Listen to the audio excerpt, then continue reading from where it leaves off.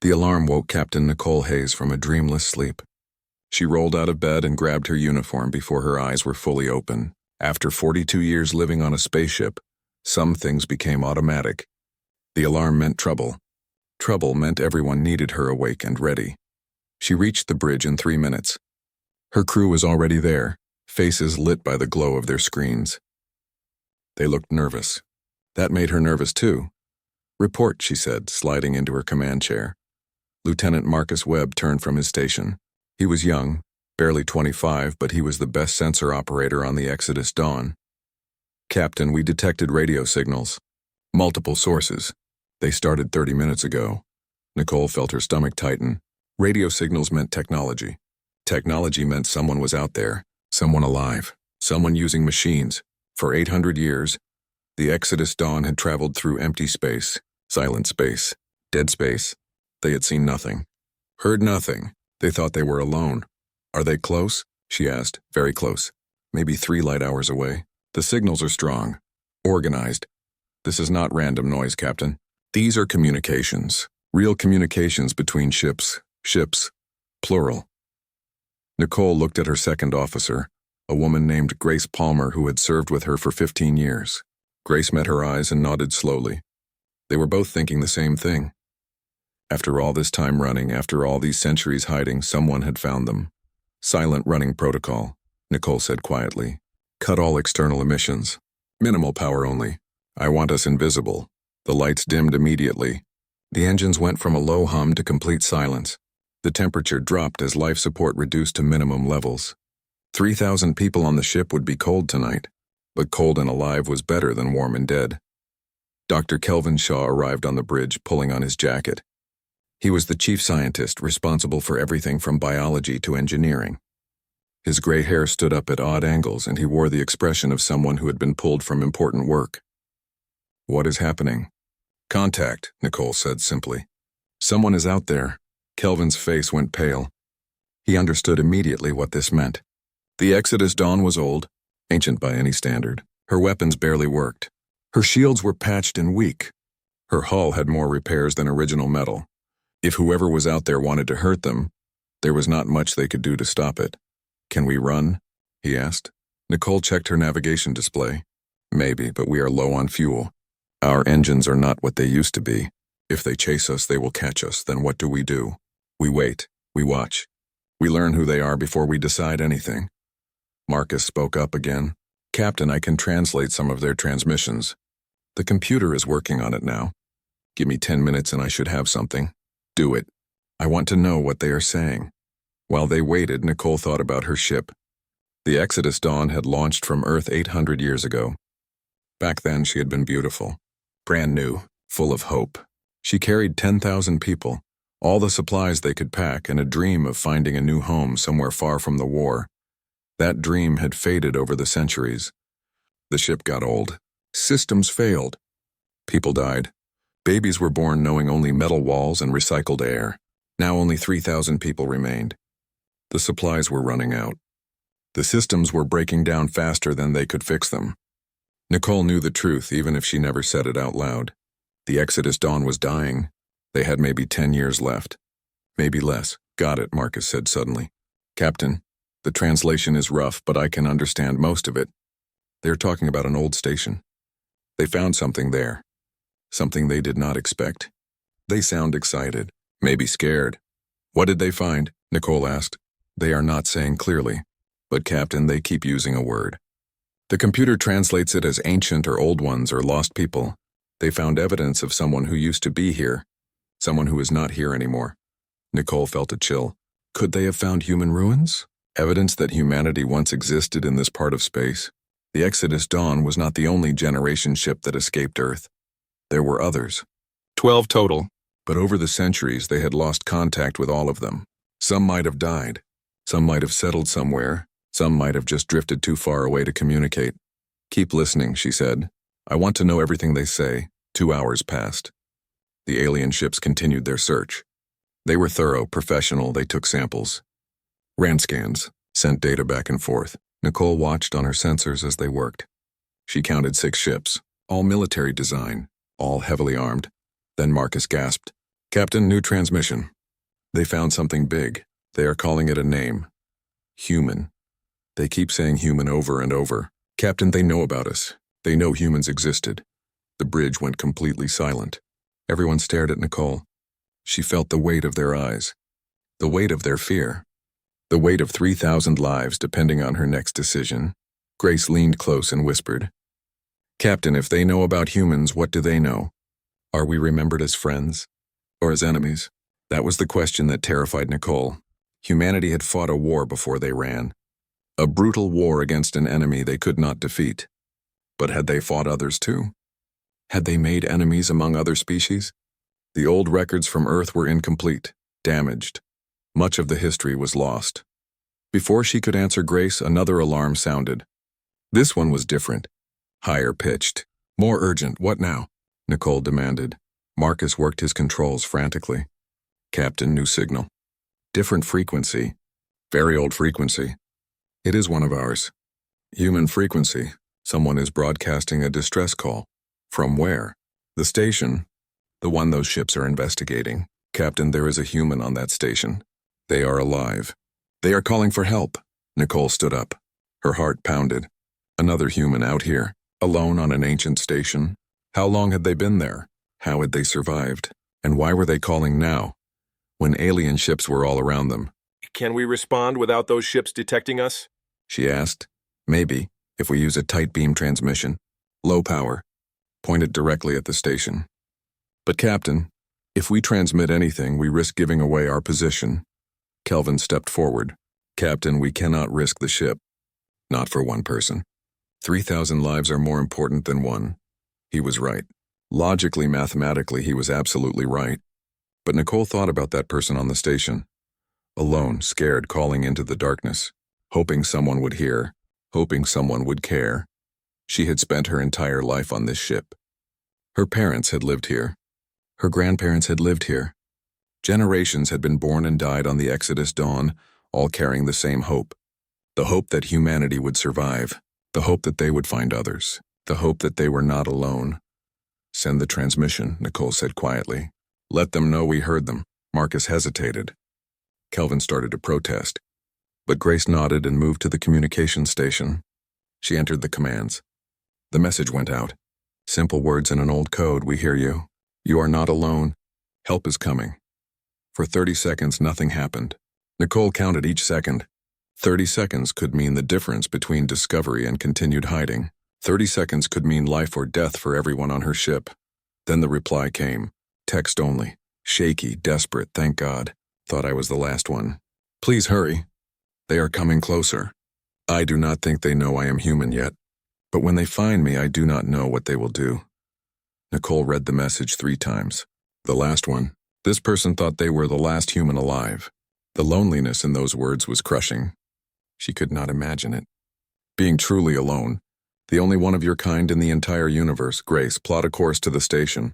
Best speed, Captain, Kelvin said urgently. We will be detected. Those ships will see us. We have no idea if they are hostile. I know, Nicole said. But we are going anyway. That is another human. One of us. We do not leave our people behind. We never leave our people behind. She turned to face her crew. They all watched her, waiting, trusting. Battle stations. Charge weapons. Raise shields. If those ships attack us, we defend ourselves. If they want to talk, we talk. But either way, we are getting our person off that station. The crew moved. Orders were given. Systems came online. The Exodus Dawn had been hiding in the darkness. Now she revealed herself. Her engines roared to life. Her weapons powered up. Her shields began to glow. On the alien ships, alarms immediately started ringing. Sensors detected the massive human vessel. A ship they had never seen before. A design they did not recognize. Old but powerful.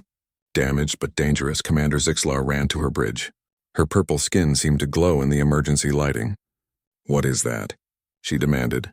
Her tactical officer worked his controls. Unknown ship, Commander.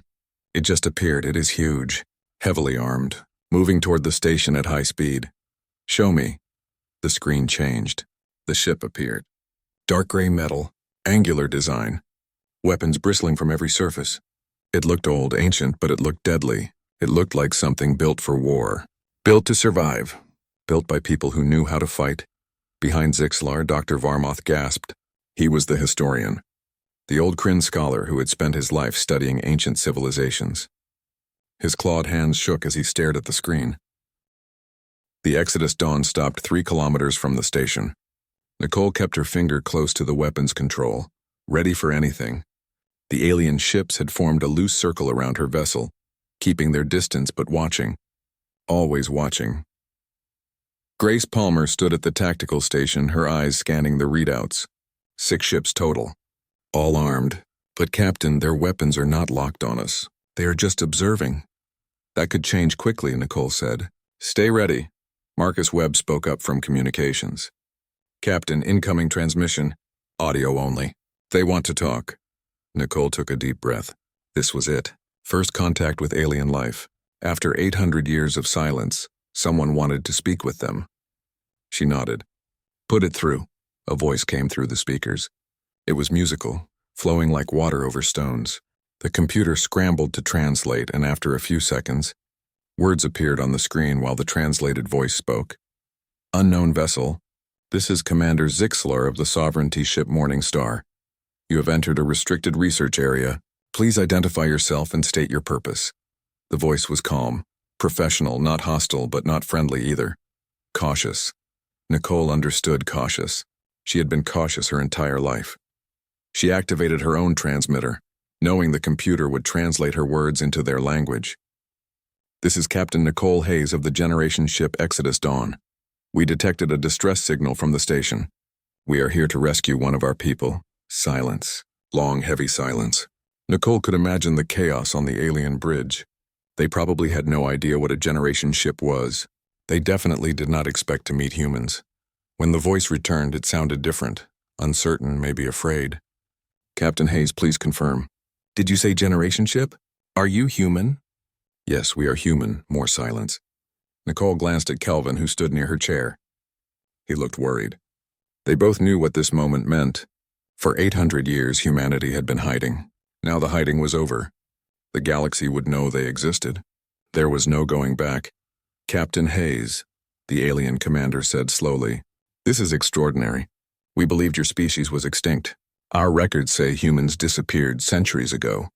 How many of you survived? Nicole hesitated. Should she tell them the truth? That humanity was reduced to a handful of old ships and a few thousand people? Or should she bluff, make them think humans were strong and numerous? She decided on honesty, sort of.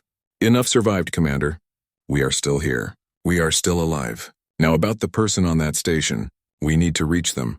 We have a team investigating the station now. We will coordinate with you. Please hold your position while we assess the situation. The transmission ended. Nicole let out a breath she did not know she was holding. That went better than expected. No weapons fire. No threats. Just careful, polite communication. Maybe these aliens were peaceful. Maybe this would work out. Captain, Kelvin said quietly, we should send our own team to the station. We cannot rely on them to rescue our person. He was right. Nicole turned to Grace. Prep a shuttle team. 6 people. Full combat gear. I want them ready to launch in 5 minutes. I will lead the team, a young voice said from the back of the bridge. Nicole turned to see Lieutenant Jake Morrison stepping forward. He was 24, one of the younger officers. Born on the ship like everyone his age. He had trained as a pilot and rescue specialist, but he had never faced real danger. This would be his first true mission. Jake, this is dangerous, Nicole said. I know, Captain, but I am the best pilot we have. And I want to do this. I want to bring them home. Nicole saw the determination in his eyes. The need to prove himself. She remembered that feeling. She had been young once, too. All right. But you follow orders. You stay safe. And you come back. Understood? Yes, Captain. 10 minutes later, the shuttle launched from the Exodus Dawn. Jake sat in the pilot seat, his hands steady on the controls. Behind him, 5 other crew members checked their equipment. They wore old combat armor, patched and repaired countless times. Their weapons were reliable but outdated. Everything about them spoke of a people who made do with what they had. As they approached the station, Jake saw the alien shuttle. It was beautiful. Smooth curves, glowing panels, perfect engineering. His shuttle looked like a flying trash can in comparison. Ugly, practical, human. Both shuttles docked at the same time. Jake stepped out into the corridor. The alien team was already there. He stopped and stared. They were incredible. One had purple skin and eyes that seemed too large for her face. Another looked like a lizard walking upright, covered in gray scales.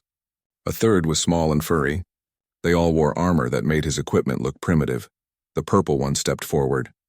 She spoke into a small device that translated her words. "I am Commander Zixlar. You are human?" Jake touched his own translator. "Lieutenant Jake Morrison." "Yes, I am human." They stared at each other. Jake tried not to show his nervousness. He had never met an alien before. No human alive had, as far as he knew. He wondered what she thought of him. Did he look strange to her? Frightening?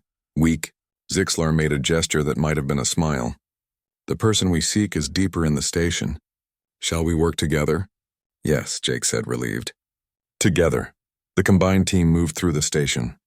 The corridors were dark and cold. Emergency lighting flickered occasionally, casting strange shadows. The walls showed damage from something. Burns, scratches, signs of violence from long ago. The lizard-like alien, whose name Jake learned was Trell, kept checking a scanning device. "The life sign is ahead. 200 meters. They are alive, but their vital signs are weak." They moved faster. Jake felt his heart pounding. Someone had survived here alone. For how long? Weeks? Months? How had they stayed sane? They found him in what looked like an old laboratory. He sat on the floor surrounded by empty food packets and jury-rigged equipment. His suit was held together with tape and wire. He looked thin and tired, but when he saw Jake, his face lit up with joy and relief. "You came," he whispered. "I thought nobody would come. I thought I was going to die here alone." Jake knelt beside him. "You are safe now." "What is your name?" Danny Fletcher." "I was on a scout ship. We were exploring this region when something attacked us. I was the only one who made it to this station." "Attacked by what?" Zixlar asked. She looked concerned. Danny looked at her. His eyes went wide as he really saw the aliens for the first time. "You are real?" "Other intelligent species? I thought the isolation was making me hallucinate." "We are very real," Zixlar said gently. "What attacked your ship?" Danny's face changed. The relief vanished, replaced by terror. "The Devourers. They came back. After all this time, they found us again. And now they are hunting. Always hunting." Jake felt cold. The Devourers. Every human knew that name. The enemy that destroyed Earth. The monsters that forced humanity to run. He had heard stories his whole life. Nightmares whispered by grandparents who remembered the old days. "What are Devourers?" Trell asked. "I have never heard this word." "Death," Danny said simply. "They are death that flies through space. They consume everything. Planets, ships, people. They break it all down and use it to make more of themselves. We barely escaped them once. But they never stop. They never forget. They will keep coming until everything is gone." "We need to move," Jake said, helping Danny stand. "If these things are real, if they are hunting, we should not stay here." They started back toward the shuttles. Danny could barely walk. 2 of Jake's team members supported him. They moved as fast as they could, but it was not fast enough. The station shook. A deep rumbling sound echoed through the corridors. The lights went out completely. Emergency alarms started screaming in a language Jake did not understand. What was that? Jake shouted over the noise. Trell checked his scanner. His scales had gone pale. Multiple contacts. "Incoming fast." Unknown ship types. They are not sovereignty. They are not human. They are something else. Danny grabbed Jake's arm. His grip was surprisingly strong. "It is them. They tracked me. They always track survivors. They want to make sure nobody escapes to warn others." "Run," Zixlar commanded. They ran. The station shook again, harder this time. Through a viewport, Jake caught a glimpse of space outside. Ships were appearing. Dark ships. Wrong ships. They looked organic, like they were grown instead of built. Like metal and flesh had been merged into something that should not exist. On the Exodus dawn, alarms were blaring. Nicole stood at her command station, watching her screens fill with targets. Dozens of ships appearing from nowhere, dropping out of whatever strange dimension they traveled through. "Captain, multiple hostile contacts," Grace reported. "Configuration unknown." "They are moving in attack formation. Charge all weapons," Nicole ordered. "Raise shields to maximum. Prepare for combat. Marcus looked up from his station, his face pale. Captain, the alien commander is hailing us. She wants to know what we are facing. Nicole opened the channel. Commander Zixlar, those are devourers. Ancient enemy. Very dangerous. Recommend all ships prepare for immediate combat. Understood. We will coordinate our defense. The first devourer ship opened fire. Green energy beams cut through space. One of the sovereignty ships took a direct hit.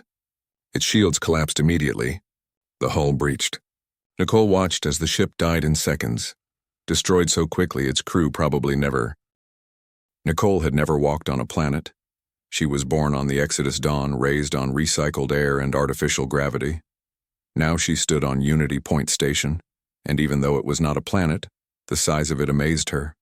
Corridors stretched in every direction.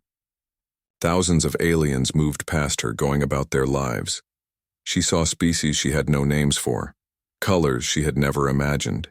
It was beautiful and overwhelming. Kelvin walked beside her, looking just as amazed. Behind them came 4 security officers, all trying not to stare at everything. They wore their dress uniforms, old navy blue with gold trim. The uniforms were from another time, another world. Nicole wondered if they looked foolish, or if they looked dangerous. Maybe both. A tall alien with green skin and 4 arms guided them through the station. He spoke into a translator device. Commander Zixlar waits for you in the diplomatic hall. Please follow me. They followed him to a large room with windows that looked out into space. A long table dominated the center.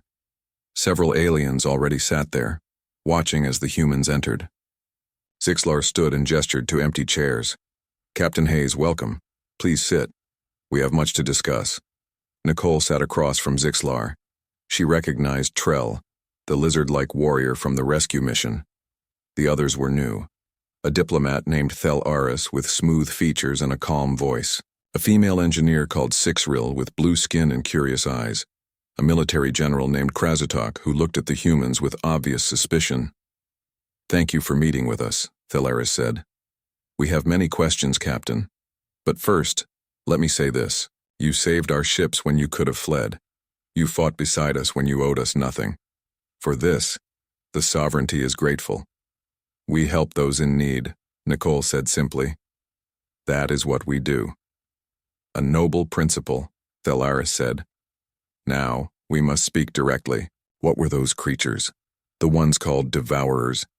Kelvin activated a small holographic projector. Images appeared above the table. A beautiful blue and green planet. Earth as it looked 1,000 years ago. This was our home, Kelvin said. Earth. 800 years ago, the devourers came. We do not know where they came from. We do not know if someone created them or if they evolved naturally. We only know what they do. The image changed. The same planet, but now it was gray and dead. Strange structures covered the surface like tumors. The aliens leaned forward, staring in horror. They consume everything, Kelvin continued. Organic matter, metals, energy. They break it all down and rebuild it into more devourers. They are like a virus that infects planets. Once they start, they cannot be stopped. They do not negotiate, they do not retreat. They exist only to grow and spread. The room was silent. Sixril spoke first, her voice quiet. How did you survive? We ran, Nicole said. We built generation ships, big vessels designed to travel for centuries. We loaded as many people as we could save. We took seeds, genetic samples, knowledge, everything we could carry. Then we fled into deep space. We have been running ever since. How many ships? Zixlar asked. Nicole hesitated. This was the moment of truth. Should she reveal how weak humanity really was? But they needed allies. They needed help. We built 12 ships, she said. We know 5 still survive. Maybe 50,000 humans total. That is all that remains of our species. 50,000. A species that once numbered in the billions reduced to almost nothing.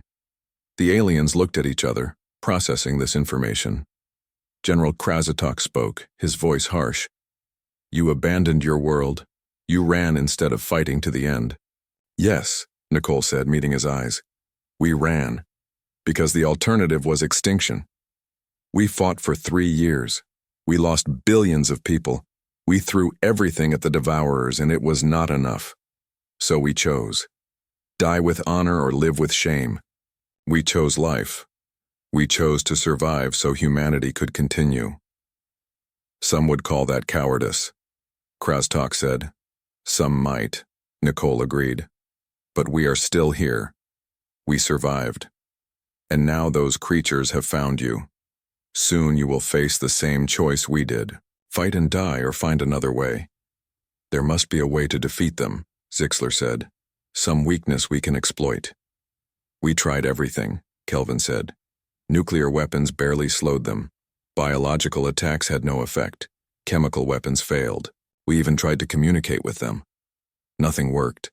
They adapted to every attack. They learned from every tactic. Every time we hurt them, they came back stronger. Then what do you suggest? Thelaris asked. We work together, Nicole said. You have technology we lack. Ships we need. Resources we cannot produce. We have experience fighting Devourers. We have tactics. We have knowledge earned through suffering. Together we might survive. Alone, we both die. Krastok laughed, but it was not a happy sound. You want us to learn from humans? To fight like you? The old records say humans fight without honor, without mercy, that you are savage and cruel. Before Nicole could respond, alarms started blaring. Red lights flashed. A voice echoed through the station in multiple languages. The translator on Nicole's wrist gave her the words, all personnel to battle stations. Multiple hostile contacts. Devourers incoming. This is not a drill. Everyone jumped up. Nicole grabbed her communicator. Exodus Dawn, status. Grace's voice came back immediately. Captain, 60+ Devourer ships just appeared. They are heading straight for the station. 60 ships. 3 times what they faced before. Nicole felt her blood run cold. How long? 15 minutes. Maybe less. Zixlar was already moving, giving orders to her people. Evacuate non-essential personnel. Launch all defense fighters. Contact nearby ships for reinforcements. Reinforcements will not arrive in time, Krastok said grimly. We face this alone. Nicole turned to her security team. Back to the ship. Combat readiness, move. They ran through the corridors. Aliens fled in all directions. Many had never seen combat. They lived in a peaceful galaxy where war was something from history books. Now war had come to find them, and it had teeth. Nicole reached her ship and immediately went to the bridge. Her crew was already at stations, ready. They had drilled for this. They knew what was coming. All systems ready, Captain, Grace reported. Move us to the front of the formation. We take point position. Captain, the sovereignty ships are not following optimal defensive positions, Marcus said. Nicole looked at the tactical display. The alien ships had formed a beautiful symmetrical pattern. It would look impressive in a parade. In battle, it would get them killed. Get me Commander Zixler. The connection opened. Commander, your formation will not work. The Devourers do not attack in straight lines. They swarm. They surround. You need to cluster tighter. Overlap your shields. Support each other. There was a pause. Nicole could imagine the conflict on the alien bridge. Following human advice meant admitting they needed help. But pride was a luxury they could not afford. All ships, reform on the Exodus Dawn, Zixlar ordered. Follow Captain Hayes's tactical guidance. The ships adjusted positions. It was not perfect, but it was better. Much better. Maybe enough to make a difference. The Devourers appeared on sensors. 60 dark shapes moving in chaotic patterns that somehow worked together. They accelerated, coming fast. No warning, no demands, just death approaching. All ships hold fire until optimal range, Nicole commanded. Make every shot count. We do not have ammunition to waste. The enemy closed. 500 kilometers, 400, 300. Nicole waited. Her finger hovered over the firing control. Not yet. Not yet. Wait for it. Fire! The combined fleet opened fire. Energy beams and missiles crossed the darkness. The first wave of devourers died in explosions of green fire. But more came, always more. The battle became chaos. Ships twisted and dodged. Weapons blazed continuously. Explosions lit space like fireworks. Nicole coordinated her crew with practiced calm. Every simulation, every drill, every moment of training led to this. A devourer ship broke through the defensive line. It charged straight for the station where thousands of civilians were still evacuating. Nicole saw it happening, saw the station's weak shields, saw the disaster coming. Helm, intercept course, maximum speed. Captain, we will take damage, her navigator warned. I know, do it anyway. The Exodus Dawn surged forward. She placed herself between the devourer and the station. The enemy fired. Green beams tore into the ship's hull. Shields collapsed. Armor melted, people died. But the station survived, and Nicole's gunners destroyed the devourer at close range. Damage report, Nicole said calmly, though alarms screamed around her. Hull breaches on multiple decks. Life support failing in 3 sections. Weapons at 60% capacity. Engines holding. They could still fight. That was all that mattered. The battle raged. Minutes felt like hours. The devourers kept coming, wave after wave, but the humans and their new allies kept fighting. Ships died on both sides. Space filled with wreckage and bodies. But slowly, painfully, the defenders began to win. After 45 minutes of brutal combat, the remaining devourers retreated. They vanished into their strange dimension, leaving behind the dead and the dying. Nicole slumped in her chair. Every part of her hurt.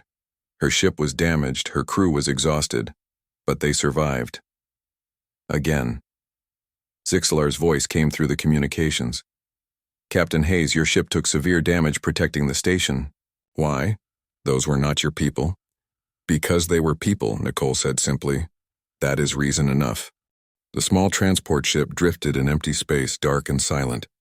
Inside, 12 people prepared for what might be their last mission. 6 humans, 6 sovereignty soldiers. They had volunteered for this. Nobody forced them. But that did not make it less terrifying. Nicole stood before them in the cramped briefing room. Her ribs still hurt from the last battle, but she ignored the pain. There was no time for weakness now. Listen carefully. We tracked the devourers back to their base, a massive facility built into an asteroid. Our scans detected human life signs. Prisoners. We believe this is where they take genetic samples. Our mission is simple. Get in, find the prisoners, get out. Zixlar stood beside her, wearing combat armor instead of her commander's uniform. This is volunteer only. No one was ordered here. The odds are not good. But if we succeed, we might learn how to stop the devourers permanently. We might save countless lives. A Pirellian soldier raised his hand. He was covered in soft blue feathers and looked young.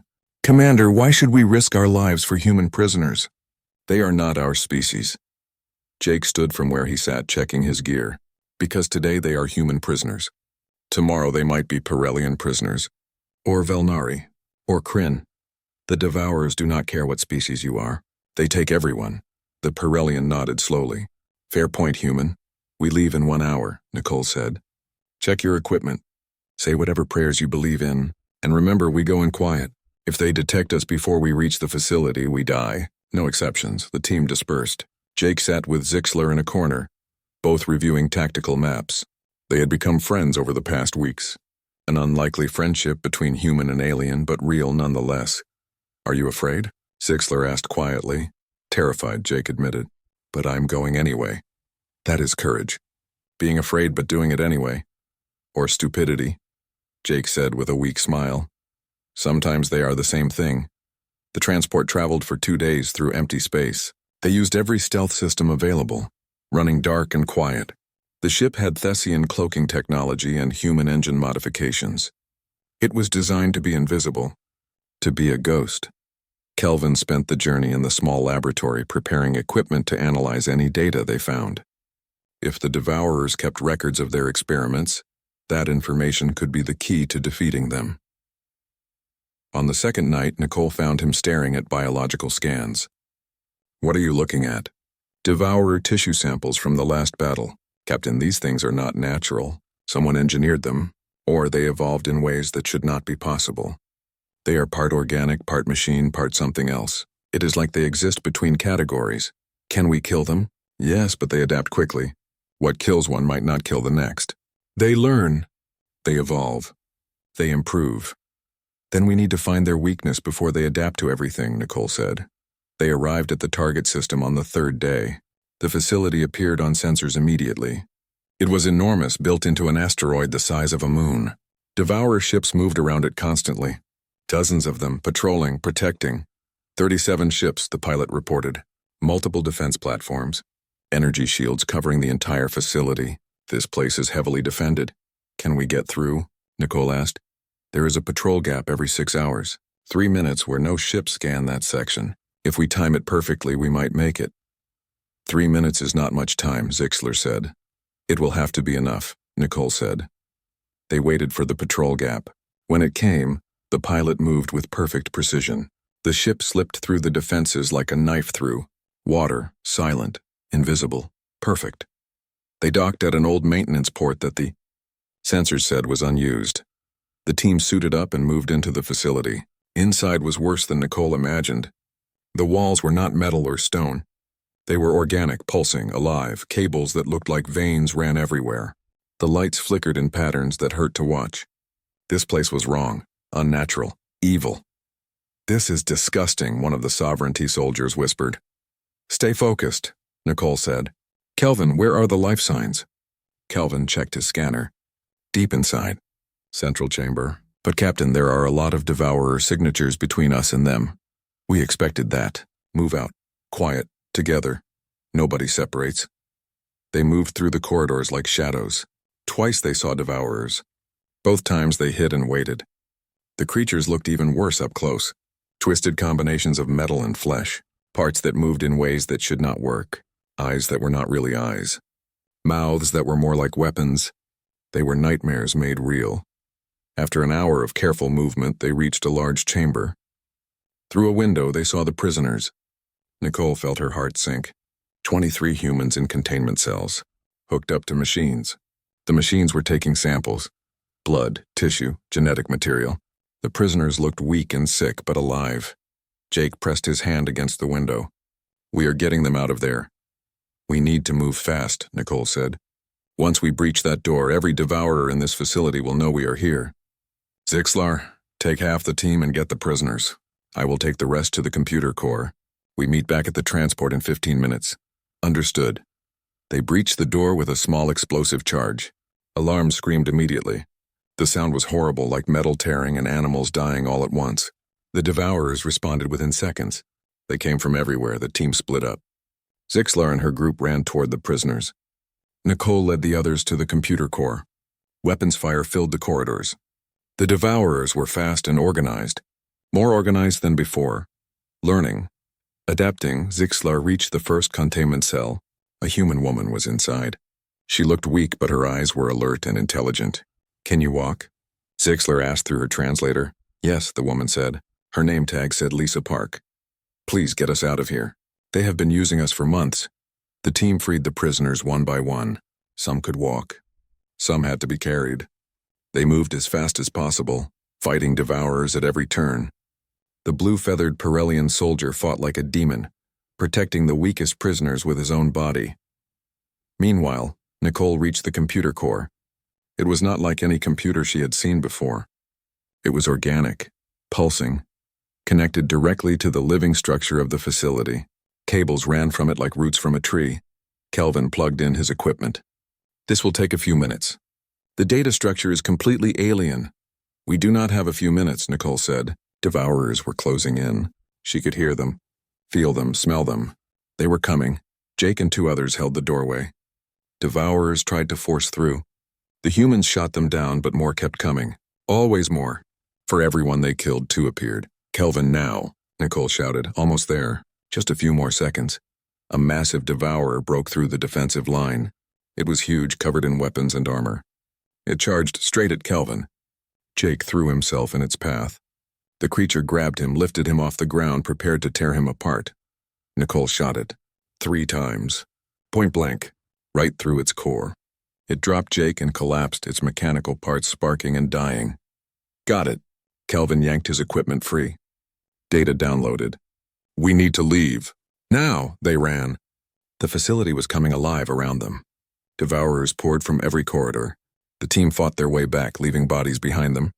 Human weapons and alien technology working together, covering each other, protecting each other. Zixler was already at the transport with the prisoners. Everyone was loading. But the Devourers were too close. They would not make it. The creatures would overwhelm them before they could launch. The Pirellian soldier turned back. His name was Kixran. Get them out of here. I will hold this position. No. Zixler shouted. We leave together or not at all. Not this time, Commander. Kixran smiled. His feathers were bright with blood, but his eyes were clear. It has been an honor serving with you. Tell my family I died well. He activated his weapon's overload function. 30 seconds until it exploded. Now go! They had no choice. The transport launched. Behind them, Kixran fought alone, buying them precious seconds. Then the explosion came. It collapsed part of the facility, sealed the corridor, gave them time to escape. The transport punched through space. Devourer ships pursued, firing. Weapons blazed. But the transport was fast, designed for exactly this situation. They made it to the edge of the system and jumped to safety. Inside the transport, silence. They had succeeded. 23 humans were free. They had the data. But they lost Kixran and 2 other soldiers who fell during the fighting. Victory and loss mixed together. Zixler sat in a corner looking at nothing. She had known Kixran for years. They had trained together, fought together. He was her friend. Nicole sat beside her. He saved us all. We will remember him. He will be honored. He was not even human, Zixler said quietly. Why did he sacrifice himself for your people? Because it was right.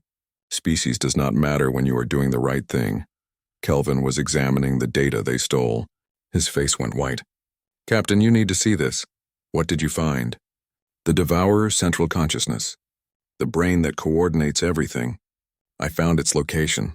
He showed her the screen. It is at Earth, inside Earth. They converted our homeworld into their central processing. 200 ships floated at the edge of the Sol system. Human and sovereignty vessels side by side. The largest fleet assembled in 1,000 years. Every generation ship that still existed had come. New Horizon was there. Last Hope was there. 3 others had been found and contacted. For the first time in 800 years, humanity was united. But unity came with a terrible price. Nicole stood on the bridge of the Exodus Dawn looking at the fleet display. So many ships, so many lives, all gathered to destroy the one place that mattered most to humans. Earth, home, the beginning of everything. Captain, incoming transmission from Admiral Victoria Kane, Marcus reported. Nicole had met Kane twice before. She commanded the Last Hope, the largest human ship still flying. She was 70 years old, gray-haired and sharp-eyed. She had seen more battles than anyone else alive. Put her through. Kane's weathered face appeared on screen. Captain Hayes, all human ships report ready. We await your signal. And the weapon? Nicole asked. We found it exactly where the old record said it would be. Hidden in the outer system. We activated it. It works. 1 shot, Captain. That is all we get. 1 chance to end this. 1 shot. 1 chance. If they failed, the Devourers would hunt humanity to extinction. The sovereignty would fall. Everything would end. Understood, Admiral. We will make it count.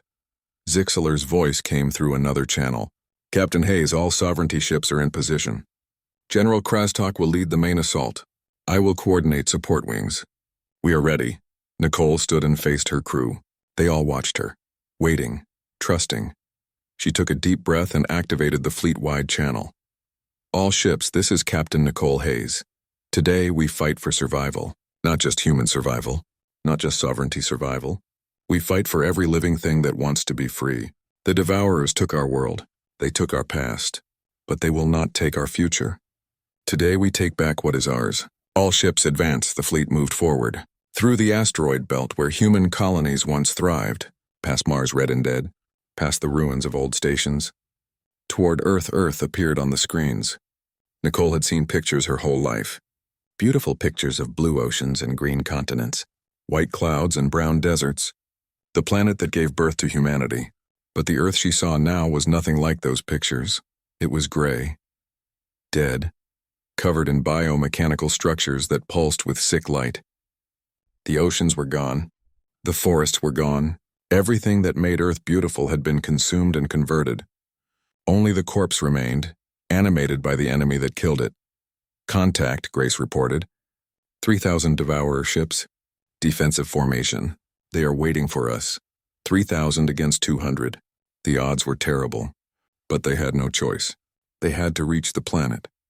Had to deliver the weapon. Had to end this. All ships engage, Nicole ordered. The battle began. It was chaos immediately. Ships collided, exploded, died. The Devourers fought with desperate fury. They understood what was at stake. If Earth fell, they all fell. Their central consciousness would die. Their coordination would collapse. They would become nothing. The Exodus Dawn took fire from multiple directions. Shields collapsed. Hull breaches opened. But Nicole kept pushing forward. Always forward. Toward the planet. Toward the end. Beside her, the new horizon exploded. Just gone in a flash of light, thousands of lives ended in an instant. Nicole felt the loss like a knife in her heart, but she could not stop. Could not mourn, not yet. Later, if they survived, she would grieve. Now she had to fight. Zixlar's voice came through the communications. Captain, we are taking heavy casualties. The Devourers are too many. Hold the line, Commander. We just need more time. Admiral Kane led a strike force toward Earth's surface. Her mission was to protect the weapon platform until it could fire. But Devourer ships blocked every approach. They threw everything at her. She fought through, losing ships with every kilometer. Jake piloted his fighter through the chaos. Around him, other pilots fought and died. He saw a sovereignty ship lose power. It drifted helplessly. Devourers moved in for the kill. Jake changed course without thinking. He placed himself between the disabled ship and the enemy. His weapons blazed. He destroyed 2 Devourers, then 3. But more came. His fighter took a hit. Shields failed. Another hit. His engine sputtered. One more hit and he would die. But the disabled ship had time. Time to restart its systems. Time to escape. Time to live. Jake's fighter exploded. But those people lived. In the end, that was enough. On the Exodus Dawn, Nicole saw Jake's signal disappear. She closed her eyes for just a second. He had been so young, so brave. Another loss, another sacrifice. She would remember. She would make it mean something. Captain, Admiral Kane is breaking through. She is approaching firing position. All ships form defensive screen around the Admiral. Buy her 5 minutes. Whatever it takes, the fleet converged. Human and sovereignty ships formed a wall between Kane and death. They took terrible damage. Ships died. People died. But they held. Kane reached the firing position. The weapon was ancient, designed centuries ago for a war humanity lost. But it had one purpose: to crack worlds, to destroy planets, to end threats too big for conventional weapons. She activated the weapon. Authorization codes, genetic verification, command override, final confirmation.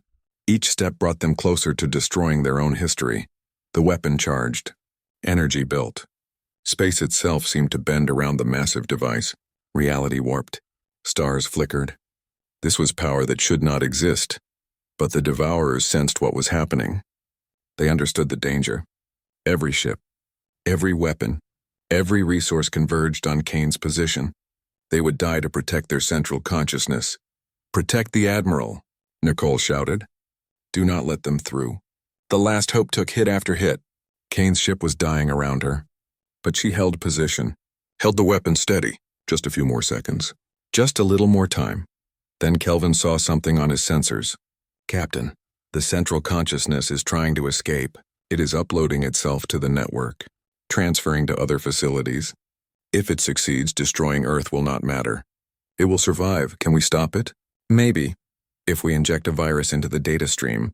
But someone would have to fly into the transfer beam. It would be suicide. Nicole looked at her crew. They were young. They had families, lives ahead of them. She could not ask them to die. Not like this, but Danny Fletcher stood up. The young man they rescued from the station. Give me the virus. Tell me where to go. I will do it. Danny, you do not have to, Nicole said. Yes, I do. Those things held me prisoner, used me, hurt me, but I survived for a reason. This is the reason. This is why I am still alive. Kelvin handed him a small device. Insert this into any data port near the transfer beam. The virus will do the rest. Danny took a small fighter. He launched without hesitation. The Devourers were so focused on Kane that they barely noticed one tiny ship. He flew straight for Earth, for the beam of light carrying the Devourer consciousness off the planet. It was beautiful in a terrible way, like a river of data flowing upward from the dying world. Danny flew into it. His fighter burned. Metal melted. Shields collapsed. But he reached a transfer station, crashed into it, climbed out through smoke and fire. Found a data port, he inserted the device. The virus activated. It spread through the data stream like poison in veins. The Devourer consciousness screamed. A sound that echoed across every frequency, a sound of death and rage and fear. The transfer stopped. The consciousness was trapped. Locked in Earth with no escape. Danny smiled. He had done it. Saved everyone. Then the station exploded around him. Fire, Kane shouted. Fire now! The weapon fired. A beam of pure destructive energy lanced down. It hit Earth, penetrated the crust, reached the mantle, touched the core, and there it released its terrible power. The planet began to die. Gravity collapsed. The biomechanical structures crumbled like sandcastles. The Devourer consciousness died screaming. Across the galaxy, Devourer ships stopped functioning. Their coordination broken. Their purpose gone. They drifted in space. Dead, powerless, harmless. In the Sol system, 3,000 enemy ships simply shut down. The battle ended in an instant. Silence fell like snow. All ships cease fire, Nicole said quietly. We won. It is over. The survivors looked at each other in disbelief. They had done it. Against impossible odds, against thousands of enemies. They had won, but the cost was staggering. Half the fleet was gone. Thousands dead, Jake, Danny, so many others. And Earth, beautiful Earth, was collapsing into fragments. Soon there would be nothing left but debris and memories. Nicole stood at her window and watched humanity's homeworld die. She had never walked on Earth, never breathed its air, never felt its sun, but still watching it end hurt more than she expected. Goodbye, Earth, she whispered. Thank you for everything. 3 months later, Nicole stood in a ceremony hall on Unity Point Station. She wore a new uniform, Admiral's rank. She had been promoted to command the Joint Defense Force. Human and sovereignty working together. Zixlar stood beside her, also promoted. They had become more than allies. They had become friends. Real friends who understood each other. You did well, Admiral Hayes, Zixlar said. We all did well. Humans. Sovereignty. Everyone who fought. Everyone who died. They are the real heroes. True, but you brought us together. Without you, we...